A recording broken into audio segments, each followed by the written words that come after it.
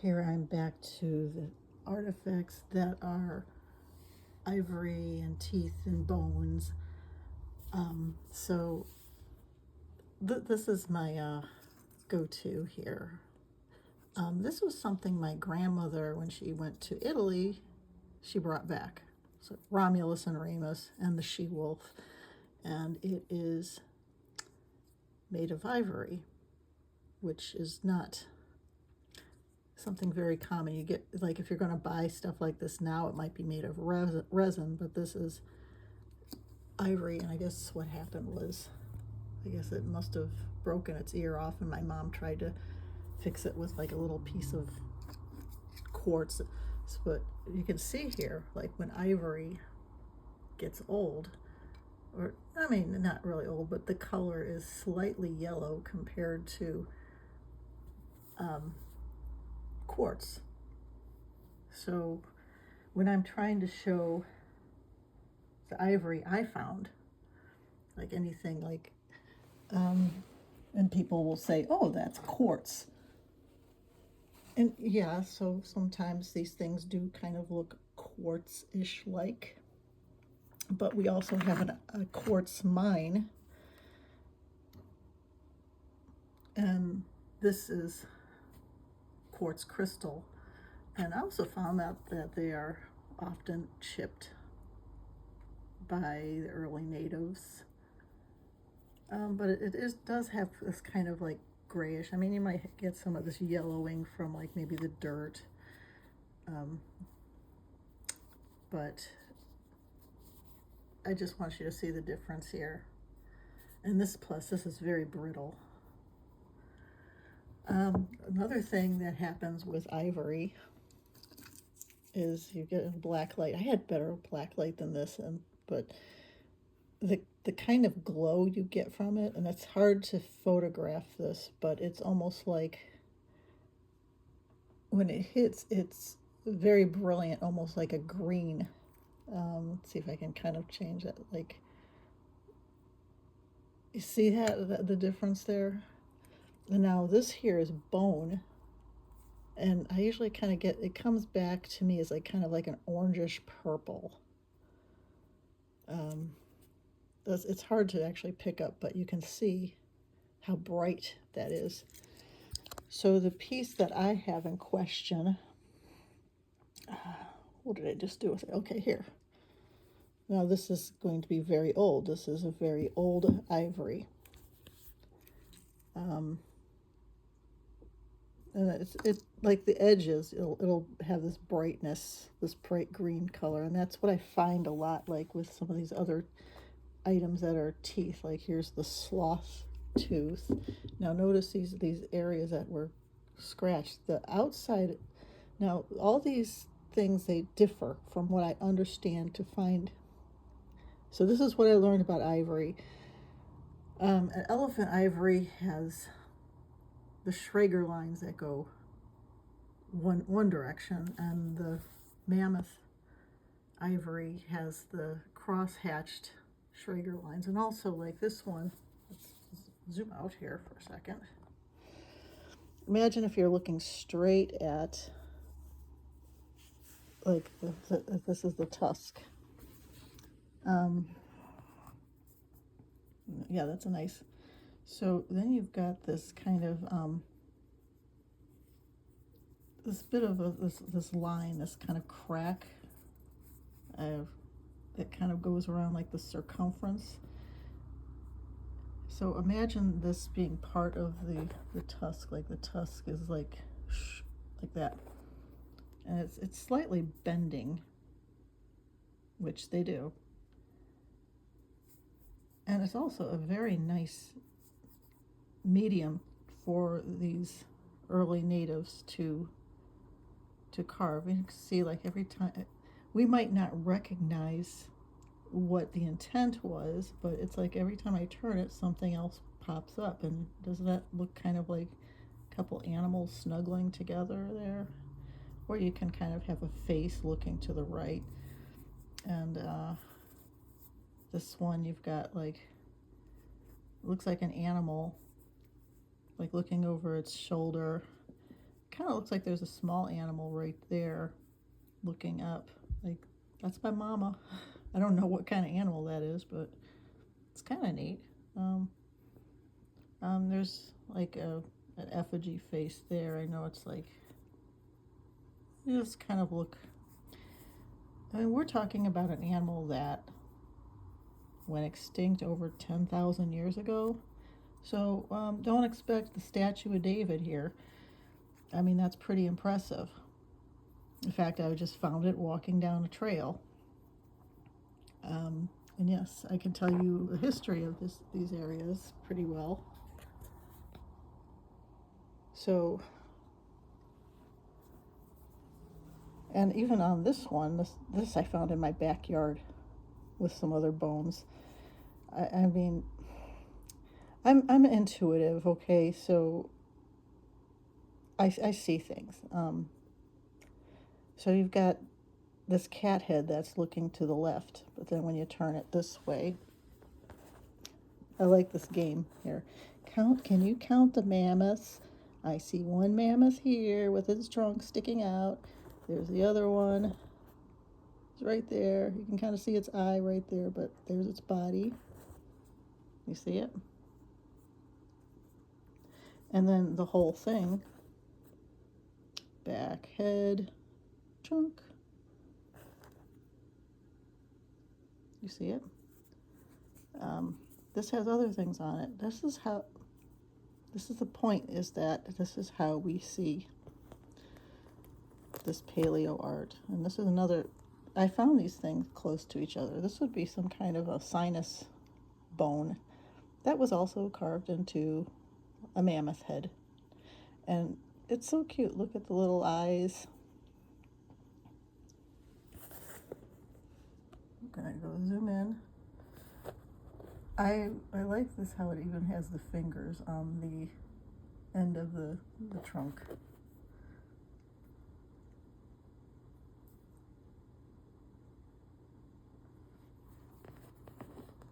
Then I was just like walking down the street here, so since I moved from my property where I found all these things, and I moved out here, this has to be some kind of a bone carving, because, I mean, you see all the holes in it.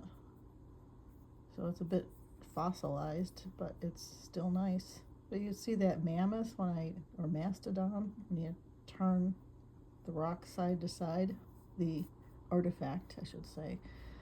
It's not just a rock, silly people. And then if you notice, when I have it just sitting here, it's a cat. Meow. I like that. Yeah, so these other things. So what I was saying about, okay, the Schrager lines, and then this one over here being the whale tooth, and then people are like, oh no, that's a rock. It's also like the ivory. Now if I take the black light to it, like the little edges, I don't know if I can pick that up, like around, well, no, you can't see it, I can see it, but especially like around the edges, that's where you get that brightness right there. So the whale tooth has two parts to it, and like you've got this layer here, and it does look like quartz. I understand this has been in the ocean. I found it on the Tombolo going to Charles Island. That's over in what do you call it? Silver Sands Beach. That's like right across the way is Long Island. Okay, so look up Charles Island. It's really cool. It's like when we walked across that Tombolo, I was like, I just felt so uncomfortable. It's like I wanted to get back. And I said, there's something about that island. I just feel very uncomfortable here. Looked it up, and it said it was thrice cursed. And it's like, I felt it. Oh, wow. Yeah, it was just very uncomfortable there. But it's like, it's like a tombola was a land bridge, so when the tide goes up, it floods that land bridge, and when the tide goes out, you can walk on it, and it's beautiful. Some of the other things I got there were some other teeth, like this other sloth teeth, and see what happens as they turn translucent. Oh yeah, and this one here, sloth tooth, that was carved to look like a giant sloth, and this would be the grind surface. You can kind of see it's pitted a little bit. Maybe you've got an effigy there, I don't know, but this is a very cool piece, and it took me a while to figure this out. I'm like, what is this? It's an effigy of some kind, but it when it looked like an animal, I was like, it doesn't look quite like a bear. But then now I understand. I think the other side represents something. So this outside layer of the sloth teeth, this is their own cementum. There's, I guess, 3 different layers for the sloth teeth. For the whale tooth, you have the cementum and the dentum, right, on the inside. So you can see this. This is very polished down, old. It's got the top is cracked. And you know, it's very hard to see what's going on, but you do see that face there. And it's not as brittle as a rock. It's almost as if that top layer just kind of melded around. So, but I probably found this one in at that beach. I think I know I found it at some beach. That's where I got this one too, with the mammoth head there. I told you guys about that. This one, it's like, with me, I just got fascinated with, oh, this is a really interesting rock. It's very uniform or something, and that's because it's not a rock. It's a tooth that's been carved. And check it out. Like, there's a mammoth there with its legs. I was trying to draw it the other night, and you can see as I turn, like, look at the head. I mean, it's got the eye there on either side, and then a little bit of a tusk. I see indication of toenails. I mean, it's polished down. I decided, well, what if I looked on the other side? And I think there's an indication of a mammoth there too. Let's see, it's like head over here. Maybe, maybe not. But if there's one over here, there's a good chance there's one on the other side. If you were a paleo native and you saw these giant animals, these mammoths and things, you would be putting them on their effigy stones. Okay, so my friend Amy gave me this. She gave me a box actually with, and there were big pieces of quartz and things in it, and she said,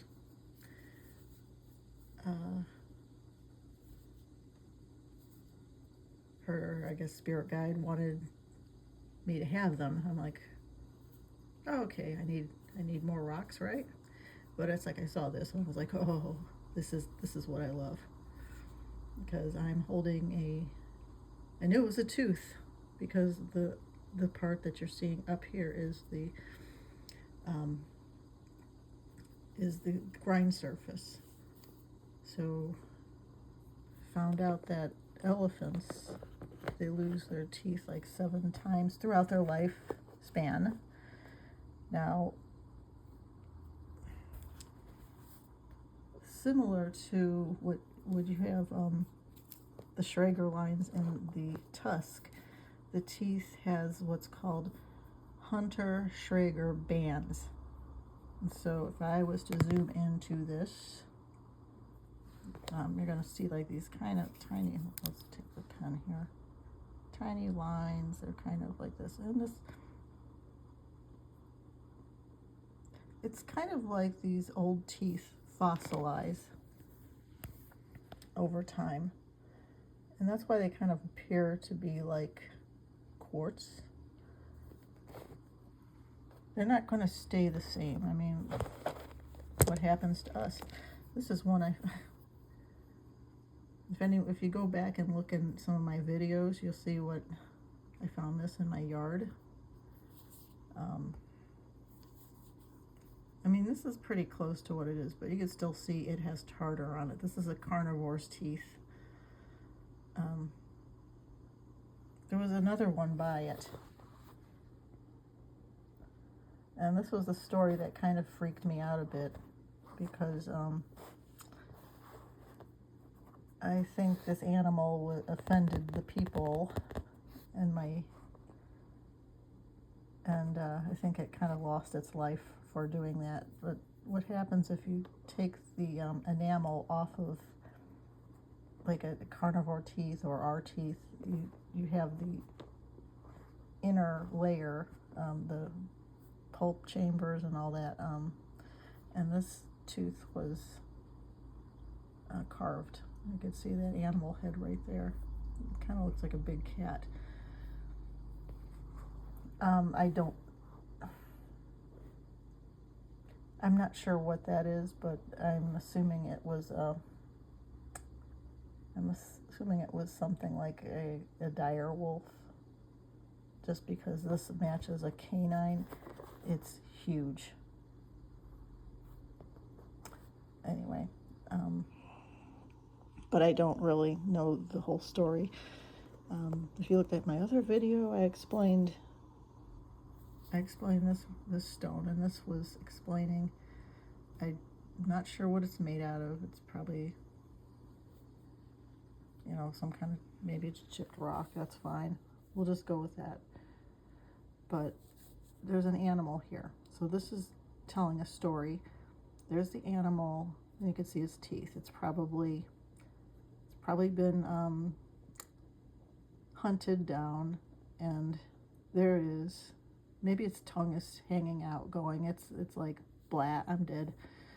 So you flip it over, and there's the animal with its mouth open, and the hand is holding a stick, so a big dowel. The mouth is open. They're knocking out the teeth. And I don't know why it's so hard for me to explain these things, that a lot of these, what appear to be rocks, are actually teeth. It'd be easier to carve a tooth. And I have said this, that these paleo people, I mean, if they're going to go hunt something down, they're going to be proud of what they have. You can see this animal right there, the wolf here. You can see that's carved.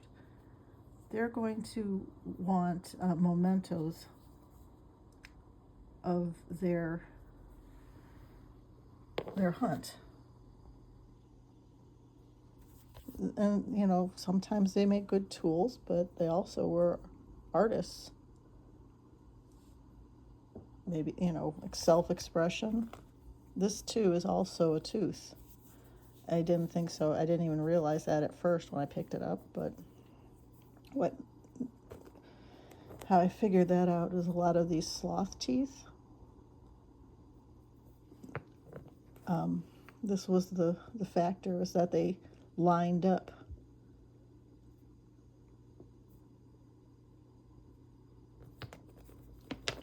This one does too. It's kind of hard to do it one-handed, but they all have carvings on them. This too, you can see the outside the cementum on the outside, and then I guess the dentum on the inside.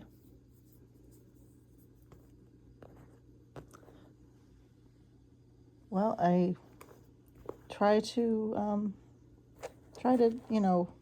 hope I, helped somebody out there. You're not crazy if you're picking things up and it might look like an animal head, or maybe a person, that's a bone carving. You see right there. And on the side, it's actually there's a face with kind of like a crooked nose there. There were people that lived here thousands of years ago, and and they were very creative. And I think if they wanted us to know anything about them, they left a lot of art for us to find. So with that, okay, I'll conclude what I'm saying. Good night.